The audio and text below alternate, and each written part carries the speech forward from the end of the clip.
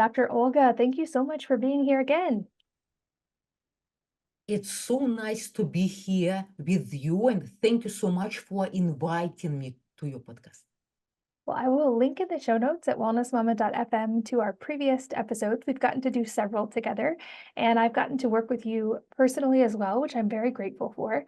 Today, we're going to deep dive into the link between unconscious programs that we may not even be aware of and our sleep, because I know sleep is a massive issue for many people, especially for moms, and we have many moms listening to us today. Before we jump into that, though, I have a note from your bio that you are a statistical anomaly in multiple things. So you are an identical twin, and you and your sister were born on February 29th, which is a leap year, which means I would guess you are not very many years old. But can you talk about that? That's such a fascinating thing to have both of those things. Thank you. I feel that my birthday is very special once in 4 years. And my twin sister is a medical doctor too. She's an immunologist. Uh, and we are so close. I believe even we have a telepathic ability because we live so far away, but we can feel each other even in such a long distance. That's so fascinating. I have two identical twins on the track team that I help coach, and it is almost like they can communicate telepathically. They're able to help each other even in track. It's like their bodies are so similar and their minds are linked up that they have such a unique way of communicating. But that's so cool and so neat for you. Okay, so in this episode, I feel like there's 1,000 topics I could learn from you on, but the commonality that they all have lies in what you've discovered on unconscious programs and how that can truly impact essentially every area of life. And I know in this episode, we're going to go deep on especially the link to sleep, which is huge because statistically, sleep problems are sort of at an all-time high. Our modern lifestyle is not great for sleep to begin with. We have a lot of factors competing for our time and attention. And those are all things we can handle with variables on the physical level and by adjusting our sleep environment, making sure we're nourishing ourselves. Of course, all of those things are important, but there are going to be people who do try to address all of those things and still struggle with sleep. And I feel like that's where work like yours comes in, because as we built on in our other episodes, you're addressing things that people may not even be consciously aware of, but that can be really drastically impacting their lives. So I would love to jump into this in a broad way and talk about what are some of the common patterns that you see that people have in their lives when they're experiencing sleep issues. What I noticed, there are common patterns my clients experience when they had insomnia. I will be talking mainly about insomnia because there are other sleep disorders, for example, apnea, narcolepsy. Even I help some people with apnea to significantly improve. And what I observed working with my clients, that they had rumination, kind of going round in their mind when they were trying to fall asleep, kind of reliving certain moments of their lives or what they did during the day.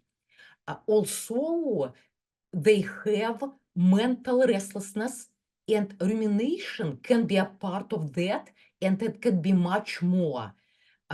It's when people have mental restlessness, it's very hard to calm their mind. It's a lot of going on in their mind, and there can be multiple thoughts and kind of inability to wind down. Also, people experience physical restlessness. And by physical restlessness, I mean it's kind of a build up energy that does not allow people to feel more relaxed in their body.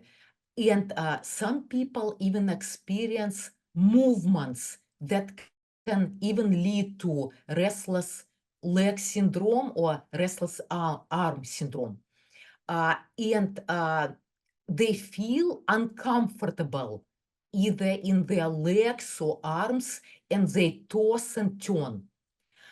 And also, people are sensitive to sounds, sensitivity to sounds, and they have also sensitivity to lights. And that's why any kind of sounds around might not allow them to fall asleep. And even light, for some people, even they need to wear a mask, because even a little light will make them feel uncomfortable. Also, one of the patterns, people have a sense, kind of difficulty to relax. And sleep is about relaxation. And it can manifest itself even in a sense that people did not accomplish enough for that day, and a need to do more. And I have a very interesting example for sensitivity to sounds. I had a child client, and he was 11 years old, and he had fear of darkness and insomnia issues, very hard to fall asleep and stay asleep. And when I asked him what he's experiencing, that it's hard for him to fall asleep, he told sounds. And I asked him what kind of sounds, and he told the branches of the tree outside kind of brushing against the window, and the sound of crickets. And when I asked him, what do the sounds remind you? And interestingly enough, he said bullets. And I talked to his mother, and she gave me a very interesting information that her husband and father of this boy, he used to be a Navy SEAL. And when I worked with this boy, a lot of information came that it was related to genetic trauma his father experienced, and it passed to him as epigenetic, transgenerational epigenetic inheritance, as a reaction to sounds that triggered certain symptoms like anxiety and fear. Yeah, that's so fascinating. That definitely amazed me in my work with you, the things that came up, some stuff from when I was very small in this life, and then also stuff that likely happened in to my parents or grandparents or even before that. And even getting to talk to my mom after and hear that some of those things that came up with us were actually things that happened, for instance, in her life or to her mom. So I feel like that is such an interesting thing that I would never have thought to or even known to address before understanding the work that you're doing, because it's not something, like I've said in the other episode, that we can logically connect because we didn't directly have that experience, but we have memory of it genetically and in our cells. It's interesting too, you talked about like rumination and light and sound, especially in the environment. And I'm a big fan of, doing things we can do to optimize our sleep environment on a physical level. I think those can be beneficial even if we don't have sleep disturbances. But what you're talking about is addressing that sort of like deeper level that we maybe can't address in just addressing our physical environment or our nutrition or our breathing or things that we can effort in. This is from an inside out versus an outside in approach. And I know from working with you, another thing that you talk about is that this resolves it permanently. This is not something where you have to keep doing therapy every week for years to see a result, or you have to, sit with the uncomfortable feelings or do some kind of really difficult process to release. That this resolves it sort of effortlessly and permanently and can be very quickly. Can you speak to, like, I know it can take a couple of sessions, but how quickly things can resolve when we address these unconscious programming? Yes, actually, it depends on the issue. Some issues can be resolved even in 1 or 2 sessions, and some issues are multi-causal. It means more than one unconscious program caused them. And what I noticed, even working on 1 or 2 programs will create a difference, will improve this issue. And sometimes the results are instant. When the session is over, people feel instant result, and it's already a permanent change. And sometimes it takes time to integrate, from hours to up to several days. And very rare, I had some occasions when people need several weeks for certain things to integrate. For example, for eye vision, I help some people to improve their vision, even either near or far. And for far, it took like very fast. And people started to see, even one of my clients described to me a mile away in very details and very like crisp and clear. And for like reading on a computer or books, it can take sometimes weeks to integrate for your body what we do during the sessions. Yeah, I feel like people listening might be shocked to hear that this can even impact something like vision, because I think people are often told that's sort of genetic, or you're born with it, or it gets worse as we get older. And I've had other podcast guests as well that explain that difference between what we call eyesight and vision, and the brain connection with vision, and how that can actually change through physical things, or as you're explaining, through addressing that inner unconscious programming, and how that can then impact our biology, and how I would guess there's elements of even how stressed the muscles around our eyes are, their ability to focus, and how that's connected to things we're sort of unconsciously holding that are impacting the way we see in a very physical way. I would also guess, just like I experienced with voice, there's probably some metaphors there as well. Like, I found it hard to have hard conversations because using my voice was hard. I would guess people maybe who experience vision trouble also have trouble with the metaphorical side of seeing things clearly, or things like that. Have you found that in your work as well? Oh, yes, very often. And actually, people who have problems with vision, often they don't have clarity, for example, for long-term future and or short-term future, or for their life.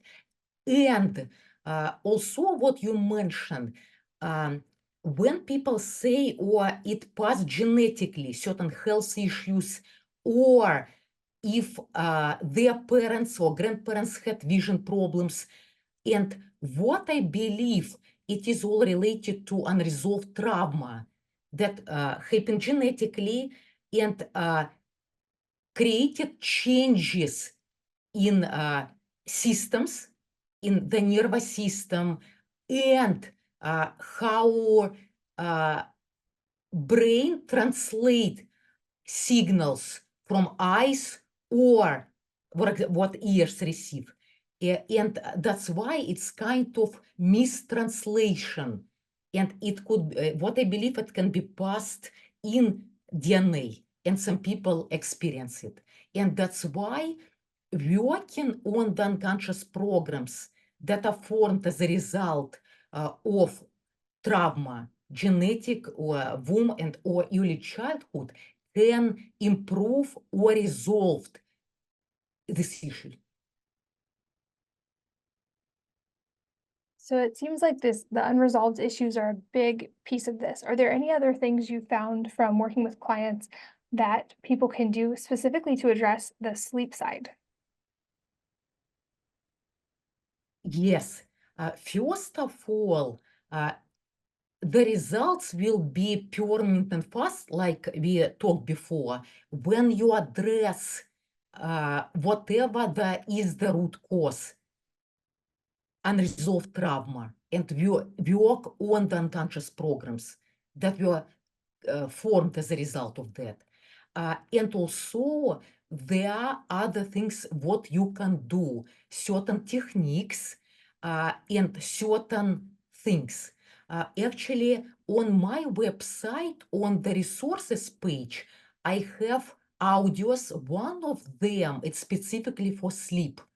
And there are a lot of modalities I use to create this audio, and when people listen to it, it's easier for them to fall asleep, and if they wake up at night, it's easier to fall back to sleep.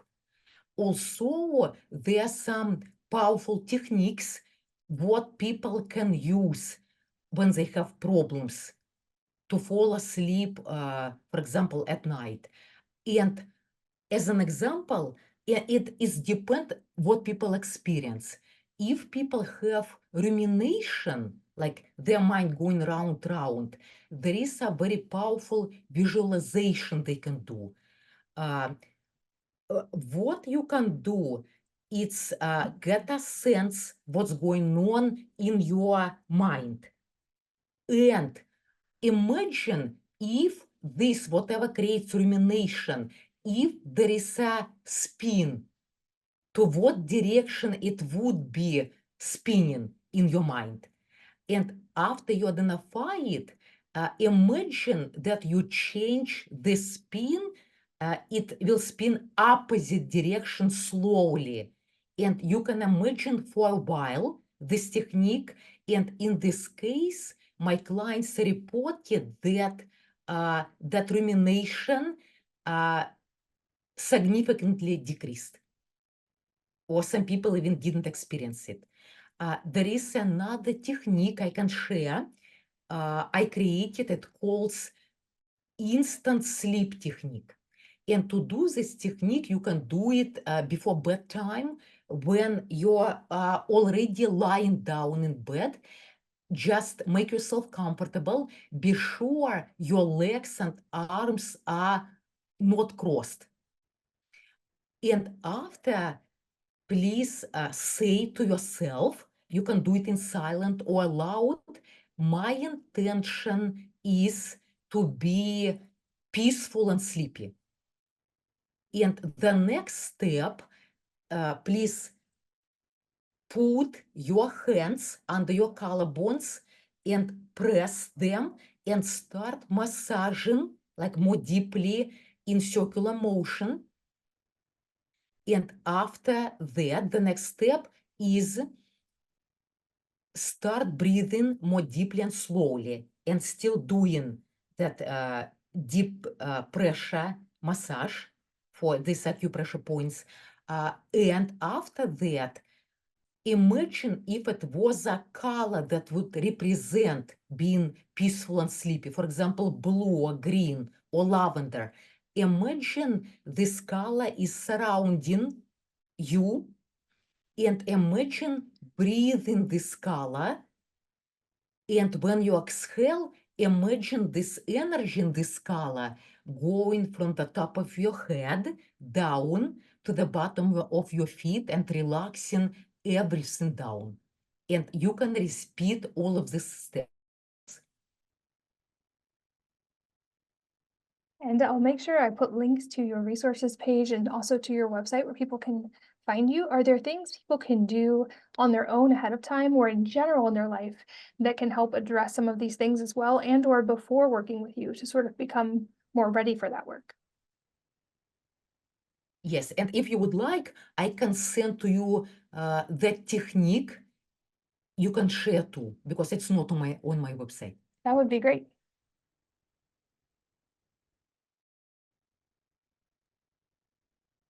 And I know much of this centers on obviously working with you and resolving the unconscious patterns. Are there any things we can do on our own, kind of like as a daily practice or in a preparatory way, to start to become ready for that internally or mentally ahead of time? And you mean for improving sleep, right?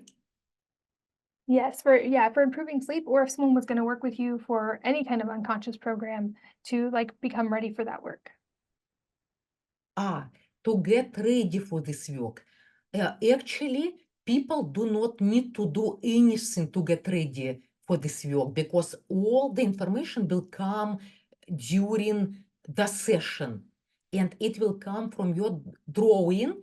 And also, I observe how people look, their face and possibly whatever creates, for example, constriction or spasm in muscles, and also how people breathe, the sound of their voice, and I will get more information other than from the drawing. And what people can do, maybe just bring awareness. What do they experience having this issue? Like what kind of patterns and how do they experience this issue? Where, when, and with whom do they experience this issue? And how they experience it again. And I would like to add, I had a very interesting experience about sleep. One of patterns, for some people, they were sensitive to sounds, and for some people, on the contrary, when it was too quiet, it created anxiety for them. And what came during the sessions for this pattern, it's often something happened genetically with their ancestors. It was kind of a metaphor, calm before the storm. And it was something about, for example, ancestors experience peaceful, calm experience often during nighttime, and suddenly they were attacked because of the war or some kind of invasion.